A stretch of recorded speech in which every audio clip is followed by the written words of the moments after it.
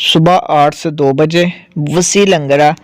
ये वीडियो दरअसल कुछ एक माह पुरानी है, लेकिन अब इसको अपडेट करने का मकसद बस यही था कि ये याद ताज़ा करने के लिए था।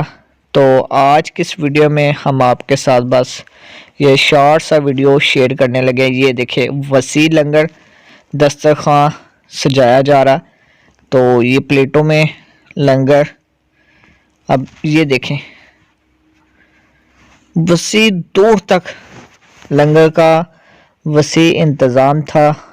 तमाम दोस्तों ने 12 रबीउल अव्वल वाले दिन खूब इंजॉय के साथ खाना भी खाया। तो ये देख सकते हैं, ये कब्रिस्तान रोड पे चावल थे चने वाले। तो ये शॉर्ट सा वीडियो था बस यादगिरी रखने के लिए, इसलिए मैंने आपके साथ वीडियो शेयर की जी।